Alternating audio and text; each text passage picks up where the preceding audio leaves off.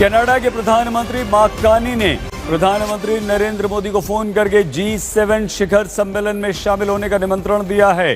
Bharat Canada रिश्तों में बेहतरी लाने के लिए मिलकर काम करने पर दोनों की बात हुई है।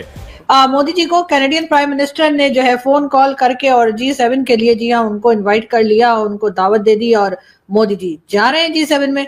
जी हाँ, पहले तो यही कहा जा रहा था कि मोदी जी नहीं जाएंगे और कनाडा से नहीं कहा गया और कई तरह की जो आप लोग समझते हैं मीम वगैरह बनते हैं सोशल मीडिया पर वो बनाए जा रहे थे। उसके साथ साथ ये भी कहा जा रहा था कि नहीं जाएंगे, अगर इन्विटेशन आ भी गया तब भी नहीं जाएंगे। हालांकि ऐसा बहुत कम होता है, इसलिए कि मोदी जी तो पाकिस्तान भी आ गए थे बिना इन्विटेशन। भारत ने अमेरिका की नहीं सुननी, भारत ने चीन की नहीं सुननी, भारत ने दुनिया की नहीं सुननी है भाई।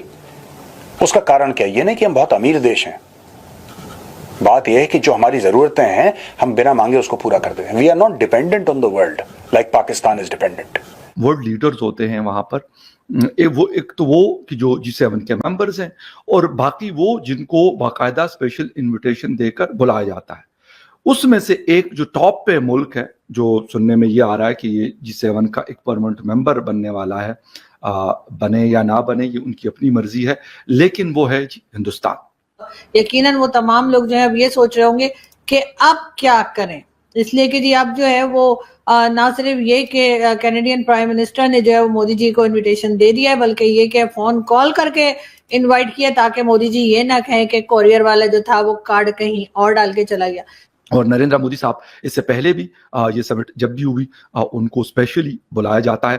और खैर मेंबरशिप वो कहते हैं, वैसे कुछ इंडियन दोस्तों से जो इन चीज़ों को कवर करते हैं उनसे मेरी बात हुई तो कह रहे कि यार हमें कोई खास ज़रूरत नहीं है G7 के, हम परमानेंट मेंबर हो या ना हो, इंडिया को कोई इससे खास फर्क नहीं पड़ता। लेकिन खैर एनीवे एक जिसे कहते हैं कि एक इज्जत अफजाई है, ऑनर है। जय हिंद दोस्तों, अभी तक पाकिस्तानी मीडिया और कुछ इंडियन मीडिया ये खबरें चला रही थी कि नरेंद्र मोदी को G7 में शामिल होने का न्योता नहीं मिला और नरेंद्र मोदी नहीं जा रहे हैं। लेकिन कल ही कनाडा के नए पीएम मार्क कार्नी ने नरेंद्र मोदी को फोन कर इनवाइट किया है कि आप G7 में आइए एज अ गेस्ट। हालांकि भारत G7 का परमानेंट मेंबर भी नहीं है, फिर भी भारत को इतना सम्मान देते हुए बुलाया गया है, तो नरेंद्र मोदी वहां पर शिरकत करने जरूर जा रहे हैं। ये खबर अभी भी मिल रही है, प्रधानमंत्री नरेंद्र मोदी की तरफ से पोस्ट किया गया है, G7 शिखर सम्मेलन का निमंत्रण पीएम मोदी को मिला है।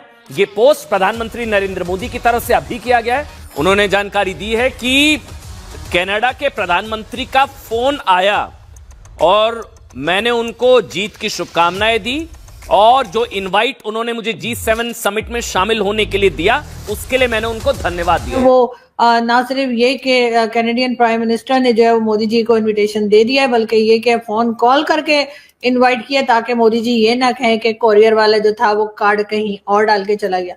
तो वो सिस्टम ना हो, या फिर ये भी ना कहें कि जी हमने ईमेल, आजकल तो ईमेल भी कर देते हैं ना लोग, ईमेल कर देते हैं, व्हाट्सएप कर देते हैं, तो लोग कह देते हैं हमें तो ईमेल मिला ही नहीं या हमें तो जी व्हाट्सएप मैसेज आपका आया ही नहीं। तो इस किस्म की भी कोई बात ना हो सके, तो इसलिए एहतियात के तौर पे कैनेडियन प्राइम मिनिस्टर ने बाकायदा फोन कॉल करके और प्राइम मिनिस्टर मोदी को इनविटेशन दिया है G7 समिट का। तो बहरहाल मोदी जी ने भी फौरन ही टाइम जाया किए बगैर ही हाँ कर दी कि बस में अभी आया। और जी अब मोदी जी जा रहे हैं मोदी को लेकर, और कहा यह जा रहा था कि जो G7 का समिट होने जा रहा है उसके अंदर 6 साल के बाद जो है वो Indian prime minister Narendra Modi ji को नहीं बुलाया गया। इसके ऊपर जी कई लोग जो है वो भारत से भी जश्न मना रहे थे और पाकिस्तान में भी बहुत खुशी मनाई गई थी। और हमारे जैसे जो लोग थे हम थोड़ा सा बैलेंस रखने की कोशिश कर रहे थे, तो हमने कहा भाई अगर इन्विटेशन आ भी जाता तब भी मोदी जी नहीं जाते, इसलिए कि जिस तरह के टर्म्स रहे हैं पिछली गवर्नमेंट जो कनाडा की थी या जो पहले प्राइम मिनिस्टर रहे ट्रूडो साहब, तो अजीब सा नाम इनका, मुझे लगता है इनका नाम अजय या विजय होना चाहिए था, लेकिन खैर जस्टिन ट्रूडो के लिए भी हमने कहा कि जी क्योंकि उन्होंने तरह तरह के एलिगेशंस लगाए भारत की हुकूमत पे, तो जाहिर है कि अगर इन्विटेशन आ भी जाता तब भी मोदी जी ना जाते। और अभी तो खैर बिल्कुल गए ही नहीं है, लेकिन खैर मोदी जी ने दोनों लोगों को जो है जो कि बिल्कुल से नेगेटिव बात कर रहे थे उनको भी रिजेक्ट कर दिया, यानी कि उनको भी गलत साबित कर दिया। और जो लोग ये कह रहे थे कि अगर इन्विटेशन आ भी जाता तब भी ना जाते, ऐसा सिर्फ पाकिस्तान से ही नहीं भारत से भी कई जर्नलिस्ट दोस्त जो है हमारे वो उस किस्म के ट्वीट्स लगा रहे थे। तो हमने कहा चलो हम भी ये कह देते हैं। लेकिन जी अब हुआ ये कि मोदी जी को कैनेडियन प्राइम मिनिस्टर ने जो है फोन कॉल करके और G7 के लिए जी हाँ उनको इनवाइट कर लिया, उनको दावत दे दी और मोदी जी जा रहे हैं G7 में। जी हाँ, पहले तो यही कहा जा रहा था कि मोदी जी नहीं जाएंगे और कनाडा से नहीं कहा गया, और कई तरह की जो आप लोग समझते हैं मीम वगैरह बनते हैं सोशल मीडिया पर वो बनाए जा रहे थे। उसके साथ साथ ये भी कहा जा रहा था कि नहीं जाएंगे, अगर इन्विटेशन आ भी गया तब भी नहीं जाएंगे। हालांकि ऐसा बहुत कम होता है, इसलिए कि मोदी जी तो पाकिस्तान भी आ गए थे बिना इन्विटेशन के, आप लोग तो जानते ही हैं। हम तो अभी तक बता के हमारे गले सूख गए कि जी मोदी जी को इन्वाइट नहीं किया गया था नवाज शरीफ साहब की 89 की शादी में, लेकिन मोदी जी आए थे। वर्ल्ड लीडर्स होते हैं वहां पर, एक तो वो कि जो G7 के मेंबर्स हैं, और बाकी वो जिनको बाकायदा स्पेशल इनविटेशन देकर बुलाया जाता है। उसमें से एक जो टॉप पे मुल्क है, जो सुनने में ये आ रहा है कि ये G7 का एक परमानेंट मेंबर बनने वाला है, बने या ना बने ये उनकी अपनी मर्जी है, लेकिन वो है हिंदुस्तान। और नरेंद्र मोदी साहब इससे पहले भी ये समिट जब भी हुई उनको स्पेशली बुलाया जाता है।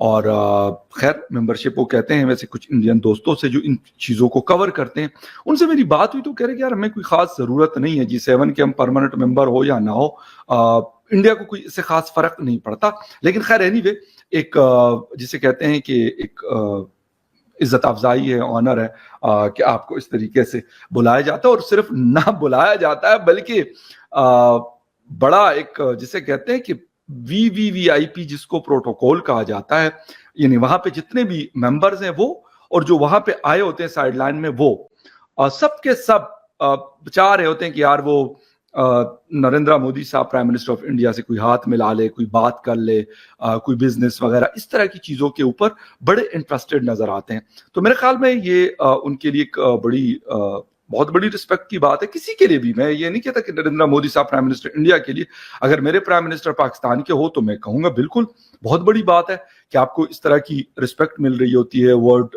जो लीडर्स के दरमियान, और हर कोई चाहता है कि आपसे हाथ मिलाए, आपके साथ पिक्चर बनाए, आपके साथ खड़ा। हालांकि सारे बड़े लीडर्स आए होते हैं, कोई आम लोग तो होते कोई नहीं है अभी।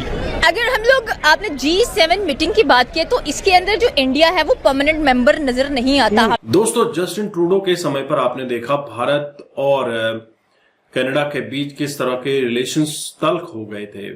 जस्टिन ट्रूडो जो कि खालिस्तानियों का कट्टर समर्थक है और उसी की वजह से सत्ता में टिका हुआ था, लेकिन मार्क कार्नी के आने के बाद सारी सिचुएशंस बदलती हुई नजर आ रही हैं। वहीं इमिग्रेशन को लेकर भी काफी अच्छा उनका रुख रहा है, और फॉरेन मिनिस्टर जो वहां की हैं अनीता आनंद भारतीय मूल से बिलोंग करती हैं, तो इनका भी एक अच्छा इंप्रेशन भारत की तरफ है, और वो चाहते हैं कि भारत से रिलेशन पहले से भी स्ट्रांग बने। Bilateral relation, trade relation, FTA तक की बात हो रही है। तो कहीं ना कहीं आगे चलकर कनाडा भारत के साथ बहुत अच्छा रिलेशन चाहता है, बिजनेस के टर्म्स में या फिर इमिग्रेशन के टर्म्स में या फिर टैलेंट एक्विजिशन के टर्म्स में। तो कहीं ना कहीं भारत का G7 में जाना आने वाली जनरेशंस के लिए काफी फायदेमंद साबित हो सकता है।